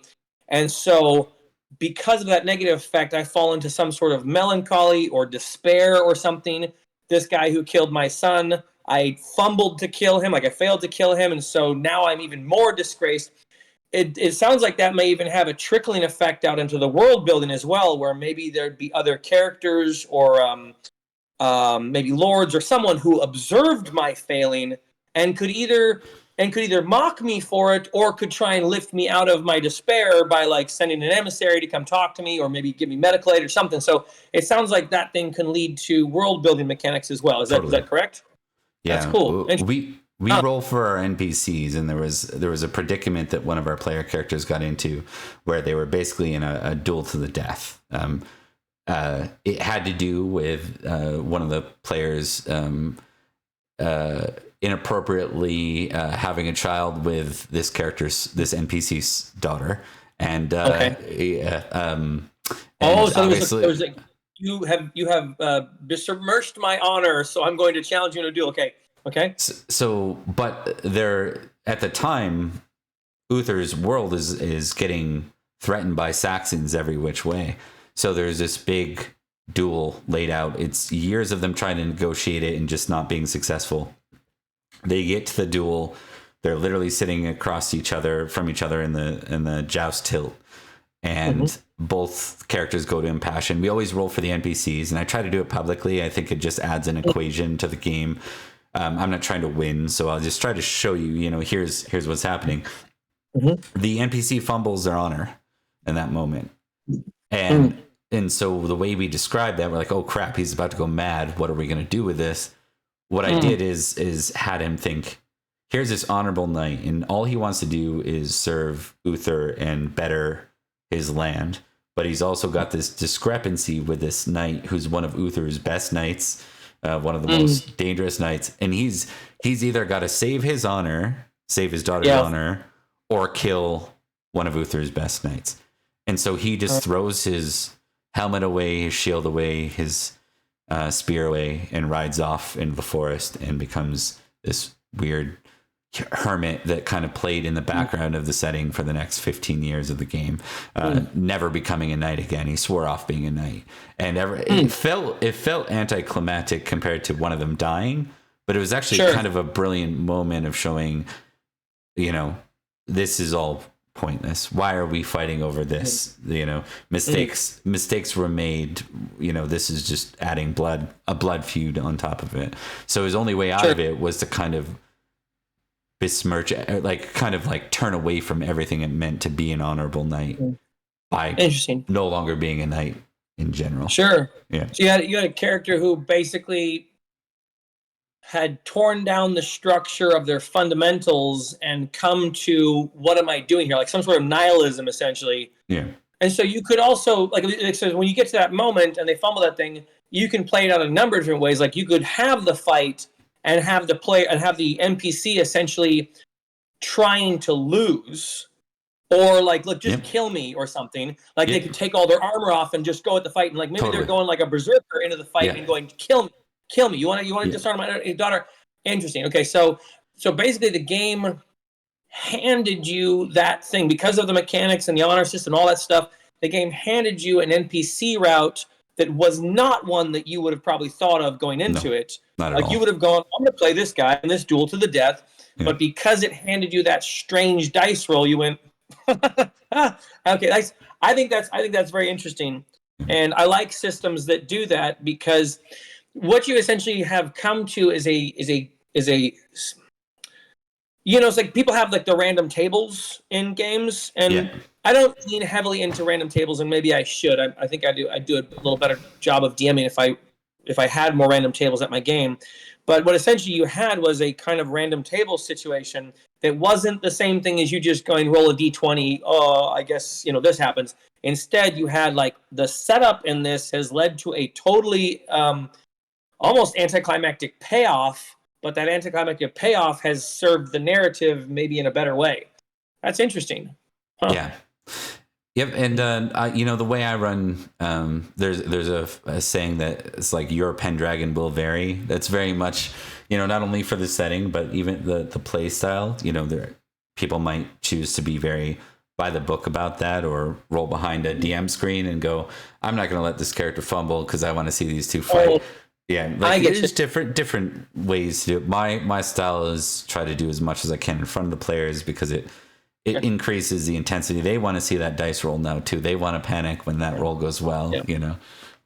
So I respect your style of play more. I used to be like the lie to my players type of DM, where I'm like, oh, I don't want to kill anyone, or like I want this to go well for them or something. And I think there is something about that is like sabotaging the player's reason for being at the table.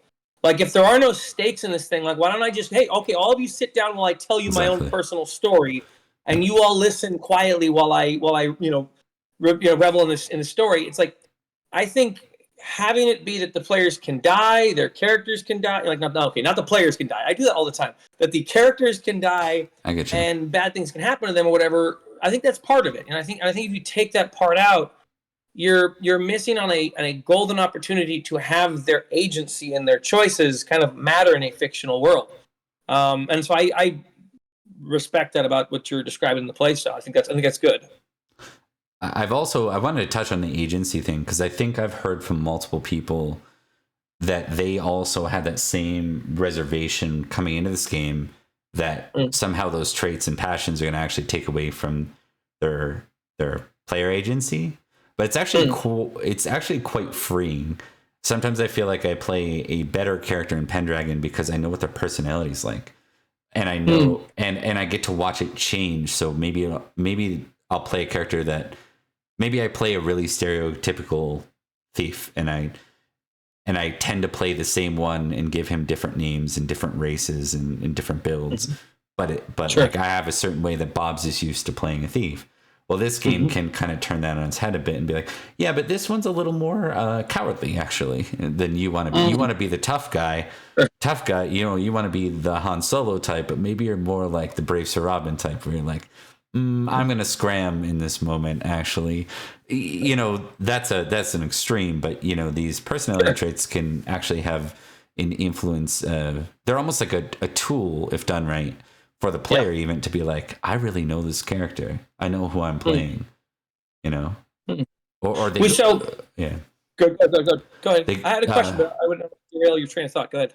Another good trait is honest and deceitful. So a character who's really honest might go, oh no, I'm going to say the thing I don't want to say right now, aren't I? Oh, I'm going to do it. Yeah. Okay, so, all right, you touched on another interesting point. So, tabletop role-playing games for new players. Okay, I have this player that's come to our table a few times. It's my son's best friend's dad.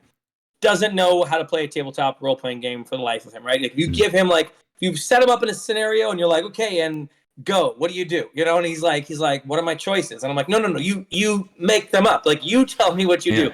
You have a pocket full of rocks. Are you going to throw some of them? And he's like, what's my move to throw rocks? Like, he doesn't know how to do it.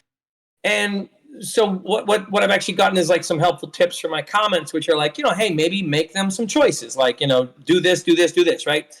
I don't know if those are great suggestions or not, because we only actually had like one session playing Dragonbane, and he kind of figured out a few things to do. But this system you're describing sounds like, not necessarily from a moves perspective does it give players like choices, but from these traits and passions perspective, it's going to give players choices might be the wrong word. Focus. It gives them some focus, like especially for a person who like maybe they've gotten used to tabletop war games and they understand the tactics type of thing. Now you're putting them into this role playing setting where it's like, hey, pretend you're a different person, and they're like, who? Right? So this one is going, you're pretending you're a person who's honest or dishonest or whatever, and it's giving them some kind of focus for how to play a character, to the point where this might be a game system that's good for new players. Is that you? And I guess the thought I had was, since you've had a couple of your kids, your stepkids and your kids play the game with you, maybe you've gotten a sense, like, was this easy for new players? It was. I would say that the sheet, when looked at by a new player, can be intimidating. But every sheet I've found, almost every RPG is that way. Yeah. So yeah, if you go little rules light on the combat, which is probably a little bit more of there's options to get like more crunchy in combat, but you can do the really high level overview combat. This is definitely a system that ultimately they're rolling a d20 and they're saying, did I get under or exactly my number? And if I did, I succeed. And if I don't, I failed. And if I roll 20, I fumble. And almost anyone can grasp that. Just like that's what makes D&D really easy is roll one dice. Did it go, did I meet my number?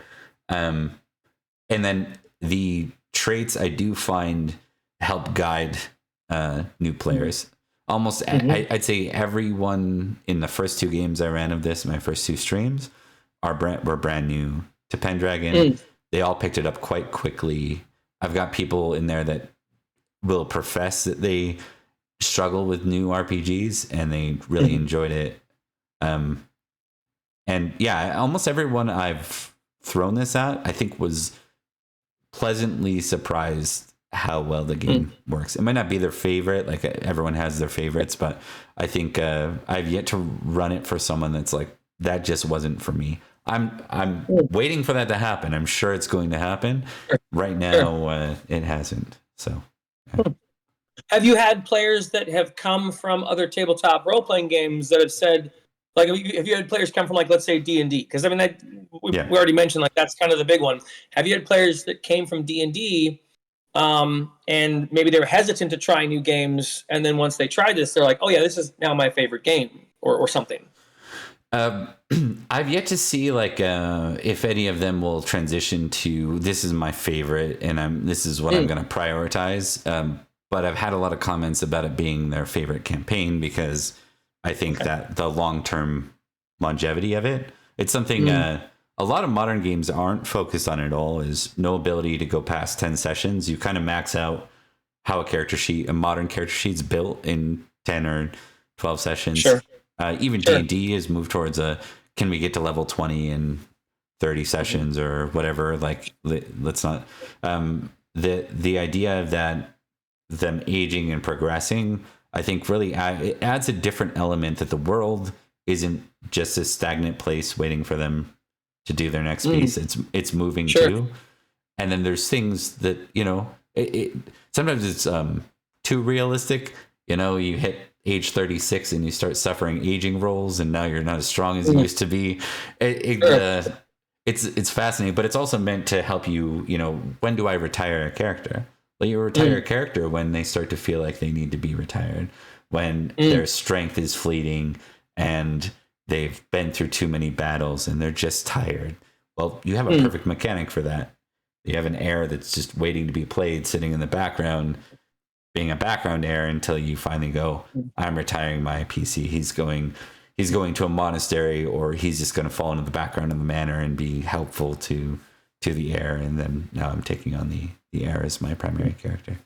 So, yeah. This system sounds really cool, and I'm excited to get a chance to play it because it sounds so different from any of the things I've played or looked at. And when let me see if I can explain it.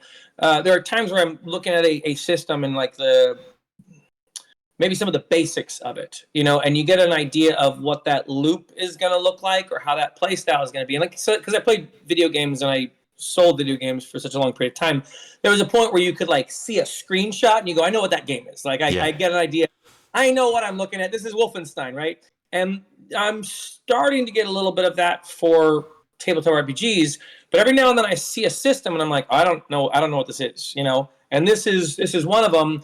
I think those are the ones that excite me the most because it's not that I want to play all the weird stuff or something, but I want to know what the games are so that you can kind of start doing that, not Tetris, I don't know, you can start doing that categorizing thing and go, okay, let me describe the system for you. It's a little bit this, and that type of thing. So,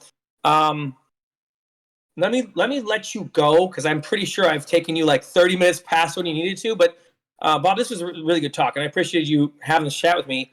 And like, let's do this again, though. Like, let's do this again. Agreed. Because I would like to talk with you about BattleTech. I know nothing about BattleTech, and I'm interested in it.